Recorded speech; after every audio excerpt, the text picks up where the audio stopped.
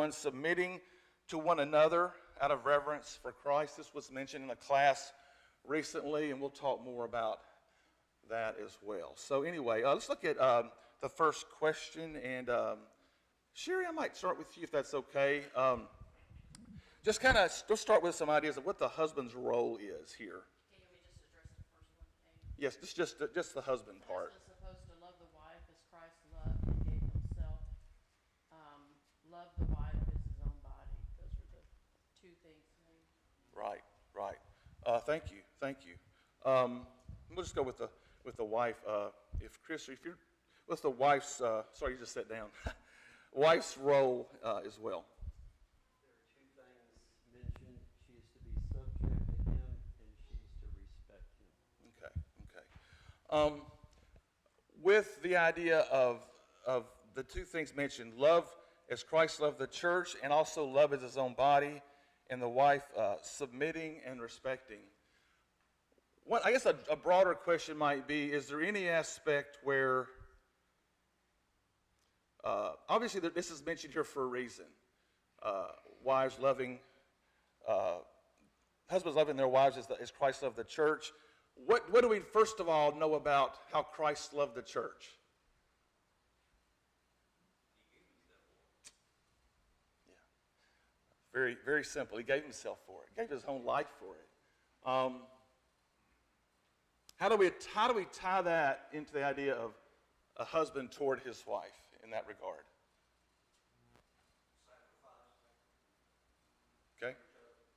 Okay.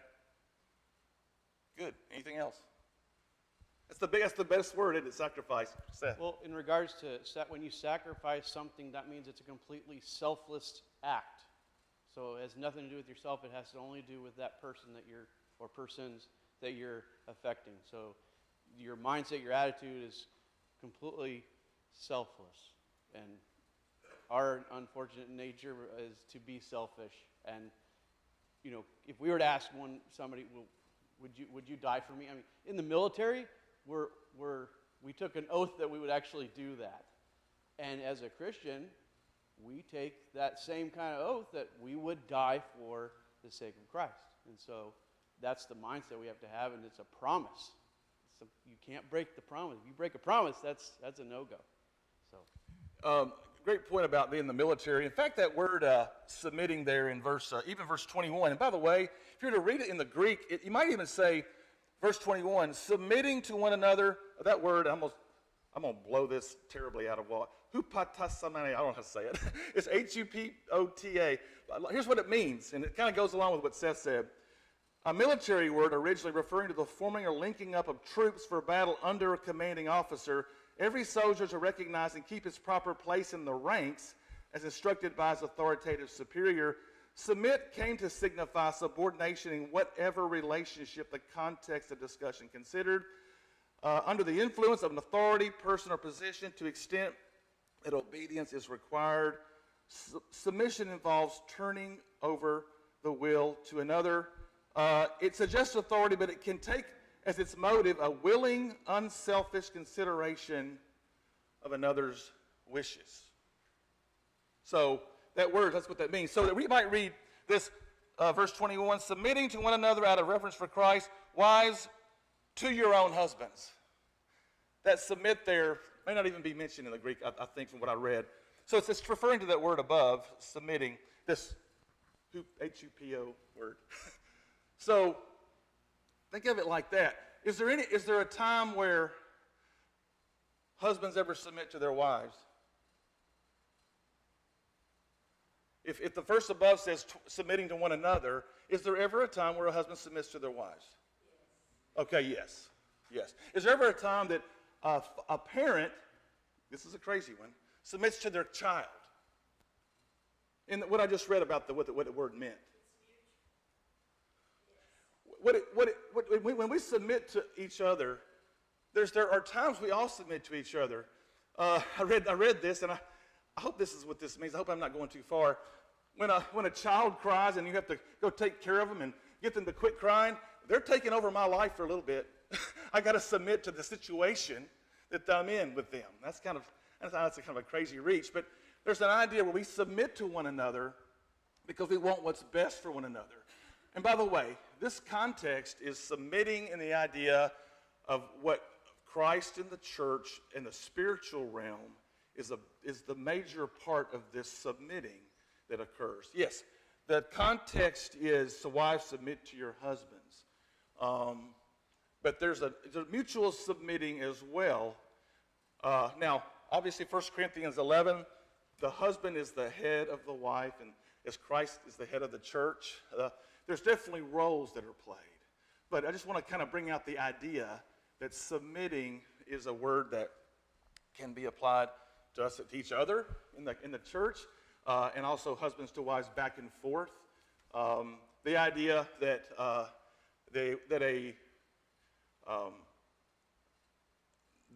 I'm sorry, I'm trying to think of the word, idea that the submitting occurs both ways. But Chris, go ahead. I'll let you jump in.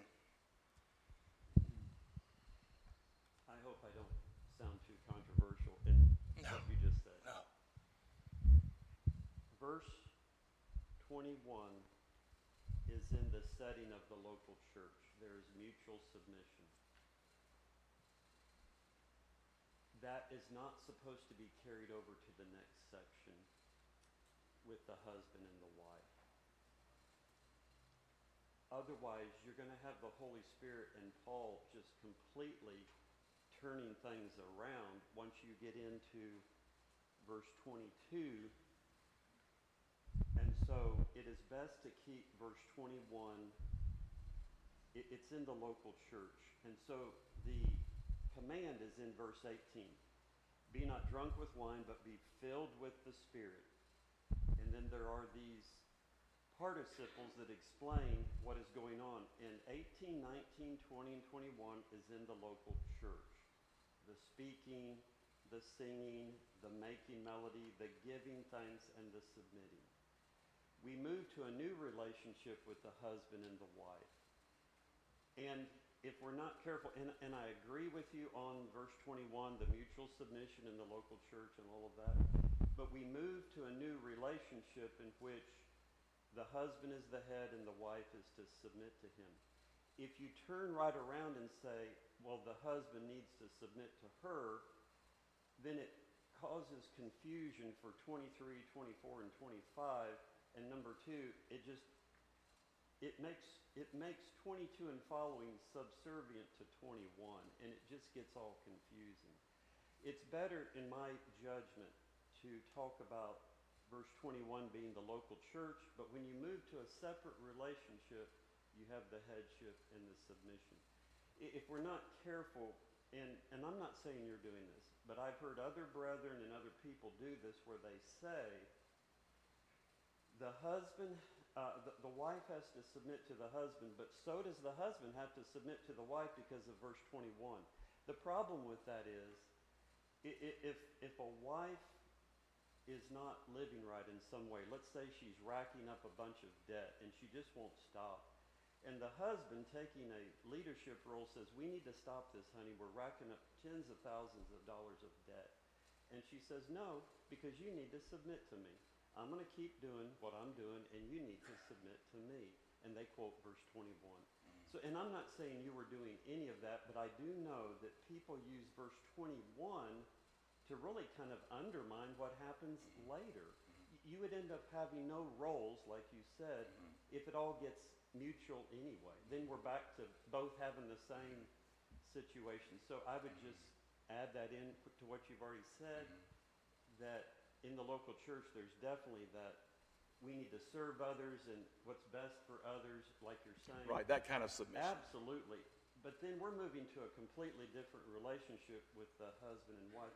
And not only that, Phil, but look at verse 24. It's not just women in general to men, but verse 24, wives to their husbands. Yeah, their own husbands. So we're narrowing down that relationship even more. But I would not bring verse 21 into a special relationship of husband and wife. Otherwise, it just gets confusing. Well, okay, I love that we're having this discussion. This is very healthy. I love it. I love it. So look at verse. How would you take what you're saying and apply it to verse 32? Well, verse 32 and verse 23 Okay. and 24. We've got Christ in the church. That's a relationship. Christ is the head. The church is subject to Christ. Yeah. And by the way, So I verse don't know- 32, is it talking, this mystery is profound. What mystery is it talking about there? oh, I see what you're saying. Verse 32. Yeah. And then I'm going to have Brother Bob jump in. I've understood that to mean what he's talking about. The mystery that is great is the comparison of Christ and the church with the husband and the Okay. wife. That's the mystery that is Okay. great. Okay. Thank you. I appreciate the comments. This is good. Brother Bob. Here he comes. Here he comes. Number one, I'm going to repeat myself. Yeah, thank I'm you. going to repeat Good for myself. YouTubers, by the way, to hear Yes, have those comments on microphone. But when we're talking about submission here, I always like to bring up Luke 2:51, where Jesus remained in submission to his parents. If the creator of the universe does not feel himself too great to be in submission to what he created within the bounds of the creative relationship which he and the Father and the Holy Spirit created of marriage and family, then anyone that's called to be in submission, and all of us are called to be in submission in some manner, shape, or form, Right. should not think that they are too great. So we need to keep that in mind, and I always like to bring that out when we're talking about hupotasso or hypotasso as the new lexicons use it. The second thing is concerning what you were talking about, there's a fine line between the sacrificial love which Christ exhibited for us to follow and submission. Christ put his own well-being aside so that we could be beneficiaries of his sacrifice. So that's not exactly submission. That's an exhibition of love. So we need to keep those two Right. apart. Right. And as far as verse 32, the last thing that is talked about is the leaving and cleaving and becoming one flesh. Well, the whole paragraph is encapsulated in 32, but part of that is that Christ is to dwell within us, and we in Christ. So that relationship is also part of verse 32, and we need to keep that in mind. Great points. Great points. Okay, so Seth, right there. Jeff had hand up, and then Brother Chris again. I think we definitely don't want to lose the fact that really this was all set in context back in chapter 1. Christ is the head of the church, and it's his body, the fullness of him that fills all in all. Christ is the head. He fills the church. The church in turn fills Christ by doing what he's commanded. It doesn't at any point remove Christ as the head. He is the authority, and yet there is a relationship there where both fulfill each other. And this is in the context of that relationship that was outlined back at the end of chapter 1. Right. So, we have the concept of a head, but a body that nurtures back to the head, and vice versa. So there's no authority given up, just in the fact that the husband gives to the wife and really not submits, but gives himself for her sacrificially to enhance her spiritual relationship and success. So I think really, if we keep in mind that, there again, just a few chapters ago, the context of the relationship between Christ and the church was set and described, and then this goes right back to that. I'm hearing from Brother Bob and Jeff the idea that there's a difference between sacrificial love and submission. The difference between those two. it might be easy for some to get sacrificial love all mixed up and confused with the idea of submission. But is sacrificial love giving up of oneself? Obviously. So, right. So the point is that it's being made here is there's a difference between those two. Would a wife want to submit? And I don't put my fingers up that in any negative way. Does a wife want to submit to her husband if he's not showing those aspects of Christ's sacrificial love? Would it be harder to submit? Right. What does 1 Peter 3 talk about? Remember that? 1 Peter 3, it's a part of our study too. And I think it's important to bring, this is just a kind of a negative situation, I guess you might say. Verse 1 of chapter 3 of 1 Peter, wives, be subject, there's that word again, that's the same word, to your own husbands, so that even if some do not obey the word, okay, not a great situation, that even if some don't obey the word, they may be won without a word by the conduct of their wives. Let's stop for a second. The idea of the kind of love that a husband's supposed to show his wife is the kind of love that tries to help her get to heaven. That's what this is all about. Trying to help her get to heaven. Here, this wife here in chapter 3 of 1 Peter, win one without a word by the conduct, when they see the respectful and pure conduct. Then it goes into what she wears, but that's the point of 22 through 33 in chapter 5 is I'm trying to help her get to heaven. That's the idea of the husband's sacrificial love. That's the biggest part of it. Am I missing something? Tell me what other thoughts on that thought. Then Brother Chris is going to speak in a second. Ms. Linda? I don't know. Fear keeps coming in my head. What does? Fear. Fear, okay. If you don't fear God, you're not going to do anything right anyway. That's right. That's right. And it goes with Brother Jeff said the context of this is, and Brother Bob said that it's Christ in the church, right? So that's a huge frame of reference of the idea of a husband and his wife's relationship. Good points. Brother Chris, I think, had his hand up earlier. Sorry I didn't get to you there. Here comes Seth. Just a couple of things.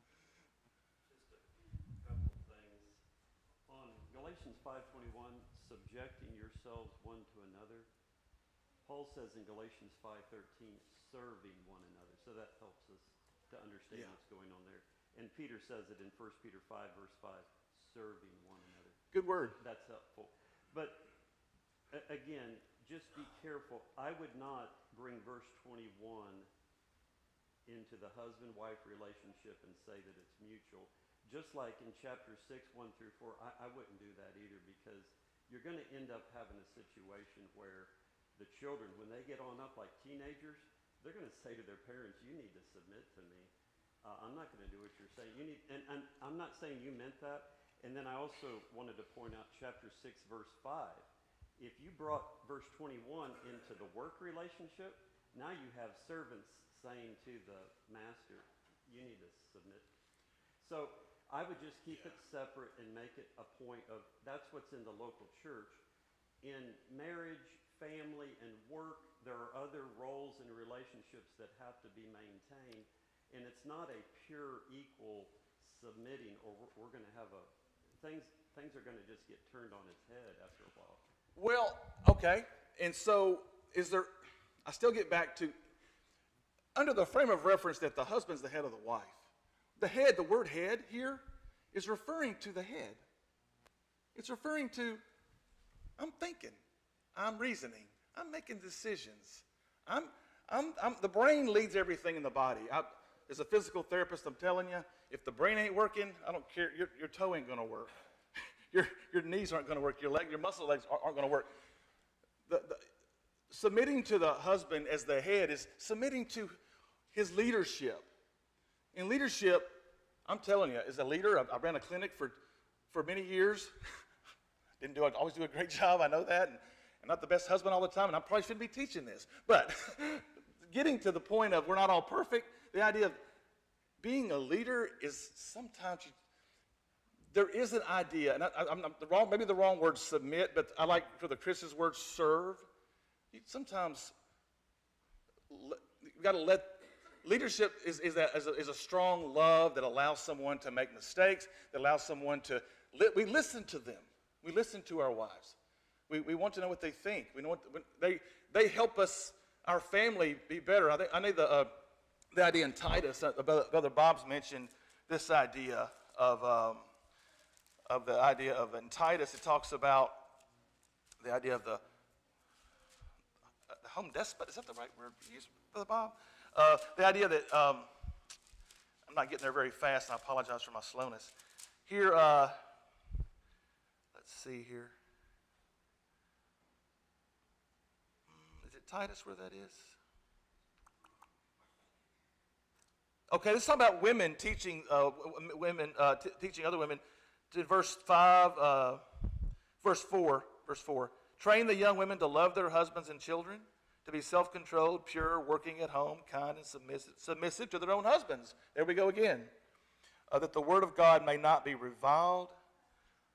So, again, it gets back to the word. It gets back to there is a role there, and I want to make sure I'm clear that I'm not saying that there's a lessening of a wife's role in submission. That's a role. It doesn't mean that when God said when he created male and female, that's part of man, right? In Genesis, he created male and female. He created them. In Galatians, it talks about that as well. That there's no lessening of the idea of a woman going to heaven, or there's the idea of lessening. The world kind of makes the Bible sound like women are less because of the husband being the head of the wife, and that is definitely not what the Bible teaches. I would submit the Bible heightens the idea of a woman and puts her on a pedestal, and that's how we're supposed to look at our wives. We're supposed to put her on a pedestal in a sense. We look at her as a weaker vessel, but the idea is we want to treat her in such a way where our prayers aren't hindered, okay? Because that's how we should treat her. So yeah, being a leader is a lot of responsibility as a head in a relationship of a husband and wife, and that's kind of what I'm trying to get at too here as well. Brother Bob.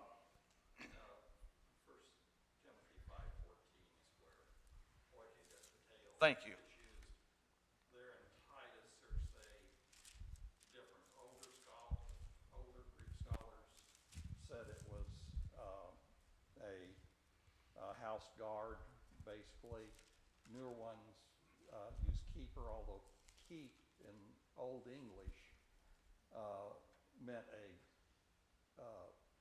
fortress, a portion of a fortress. So the idea there, I think, is still the same as what Paul wrote in Timothy, that the wife is to guard the house and make sure everything's working well within the household. Okay, I want to go ahead and use my thing that I like it. use, because there may be someone that hasn't ever heard it before. I would make this as an analogy between a company commander and a first sergeant. The company commander is going to pay attention to what the first sergeant talks about, but the first sergeant is going to carry out what the decisions of the commander are, and the first sergeant is going to have more interpersonal dealings with their unit than the commander is. So I kind of use that analogy to get the idea. The wife is a very important part of the household, yet that part is in subjection to what the husband decides after proper consultation. The idea of God's trying to create order in the husband and wife relationship. That's the idea. Why does he have elders and deacons? I mean, there's elders. I mean, the idea of order is a part of that aspect of the teaching there. With Lance. If we view our wives as equal parts of ourselves, and if I see it kind of like I have 51% vote and she has 49%. If I don't listen to the 49%, I'm missing out on a lot. my decision, yes, it still stands. However, it's probably the bad decision. And so sometimes I do have to submit to what she has to say. Oh, you're right. Okay, I need to rethink this. So are you saying that's in the frame of reference of you're the head of the wife, but there's situations where, There's situations. okay, where, she has a better idea than I've got. Yeah.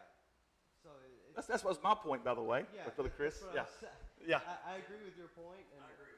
Yeah, and so I think when it comes to spiritual matters, however, it very much depends on the man to be diligent in his study and find the right way. The word submit has become this taboo thing nowadays from Muslims and from all these different cultures that say submission is wrong and you shouldn't submit, you should be bold, you should be empowered, you should be independent, all these other things. And it's important to remember that submission isn't a bad thing. It's something that we do to God out of fear for Him and out of love for Him. So because we trust that He has our best intentions and that He loves us in a greater sense than we could ever love Him. And I think that's just the way I look at it, is that my wife is putting all her trust into me to know the right decision to make. It's not that I'm right every time or that I shouldn't listen to her because I'm right. She's putting her trust that I've thought this through, I've studied what I need to study, and I have come to a godly decision on things. Well said. Well said. I want to hear some other comments. Real quickly on the thought you just had. Verse 28 says something that kind of goes along with what you said. In the same way, husbands should love their wives as their own bodies. I think it's kind of clear, I think. But that's the next one. It said, he who loves... I never thought about this before, really, to be honest with you. I need to think about it better. So see if y'all are on the same page as I am here. He who loves his wife loves himself. And I found a commentary that talked about this, and I want to see what you think. This is what the commentary says, so come with me here. Paul is not saying the husband is to love his wife in a way similar to or like he would treat himself here when he says that last part. He was not saying to love her exactly as he does himself, but love her like she's a part of his own being. The thought of that is not like or as. The husband is to love his wife as himself because she is himself, leaving and cleaving, a part of him. Is that what that's saying? I mean, I'll make sure I'm on the same. Am I missing something there? Love her as you love yourself, or love.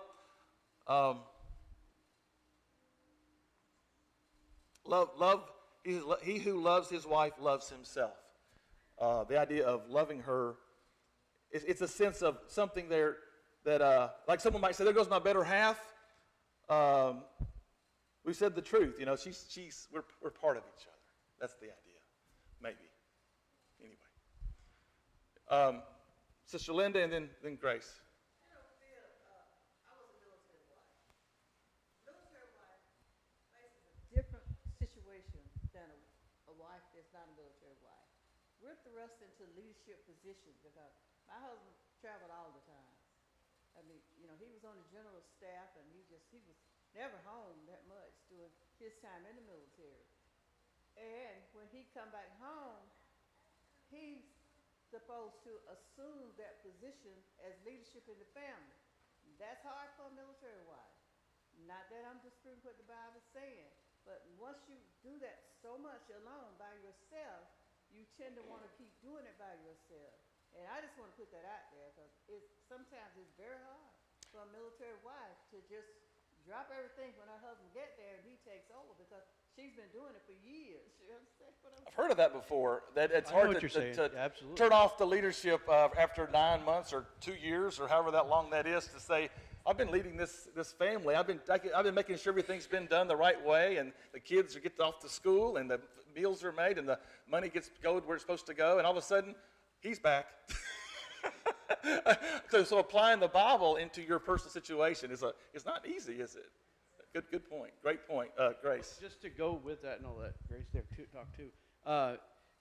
if it's a godly woman and she is left in charge, the man will have already taught her, this is my wishes, and she will abide by that. She won't not try to change it because now she's in charge. You know what I mean? Like, as a godly wife, she will know what Clarence wanted in his absence if she's a godly woman. If she's not, then she's going to run it how she wants. Does that make sense? Great points. Oh, this is kind of on a flip side of what they were talking about, but it's sort of piggybacking off of what Lance had said, is like in the role of a woman, and I'm about to enter into it, obviously, so it's not from personal experience, just from observations This class is I've just read for in you, the Bible. Grace. Thank you. It's really like, it's an honor for a woman to find herself in that relationship of the fact that she can trust a man so fully to make the right decisions and to care for her and nourish her and, you know, make sure she's provided for. When it's done properly by the husband, the wife is more than happy to fulfill her role, and she is an honor, as God says, to be in that relationship. So that's why it's so important, you know, especially to have a man that will make his role the way that God wants it to be. And, you know, to be a Christian, it should be an exciting thing, an honorable thing to be in submission to your husband, as the Bible says. So I'm glad this is on recording so Jackson can hear you say that. Great word. Great, well said, everybody, well said. So along that idea of 1 Peter 3, what I was trying to say earlier real quickly, verse 7, husbands, live with your wives in an understanding way, showing honor to the woman as the weaker vessel. That's what I was trying to get at.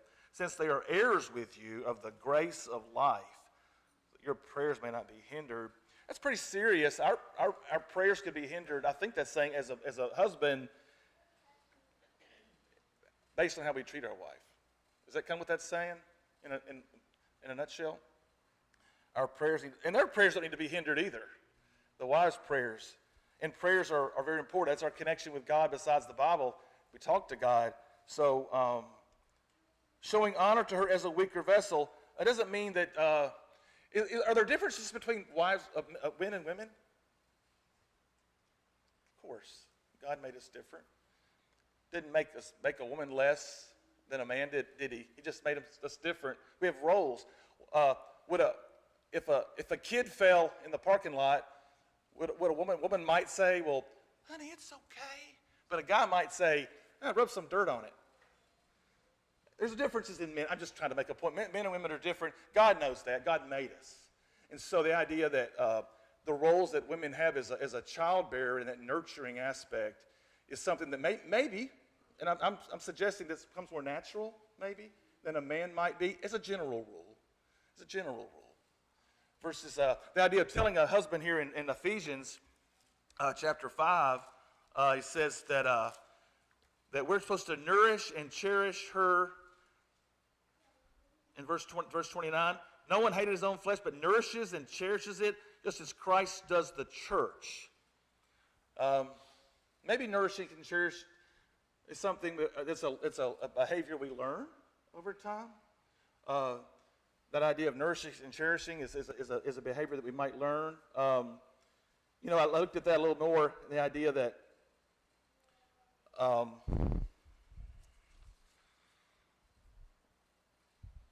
it's not something that's simple. It's throughout the Bible where Christ nourishes and cherishes the church. He feeds us. He warms us. He's the head of the body.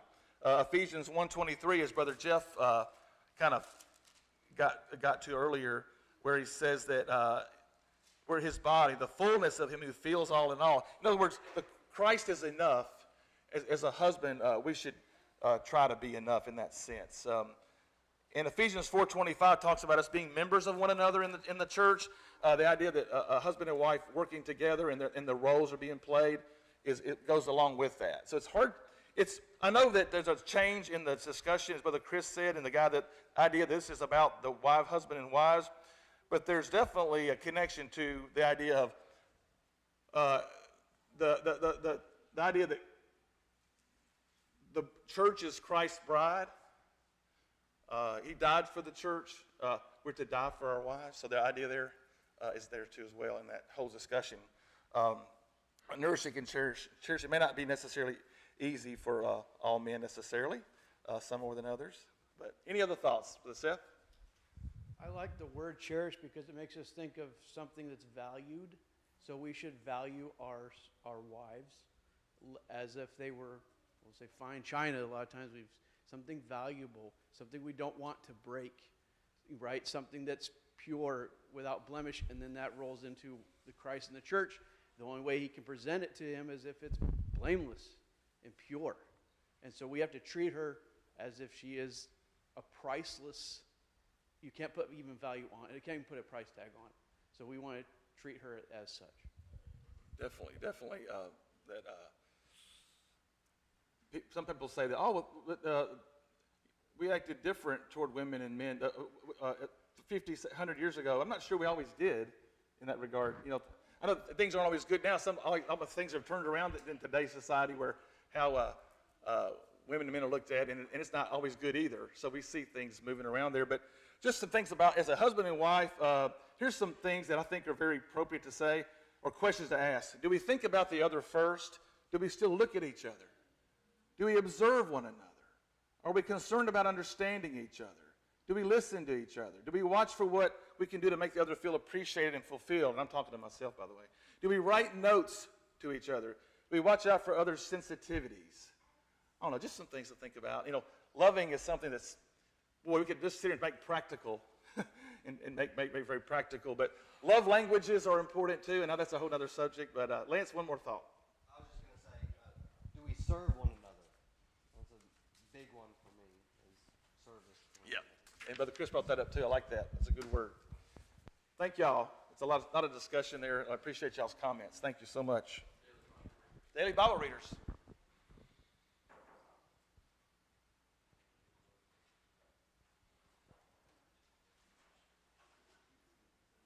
Thank y'all.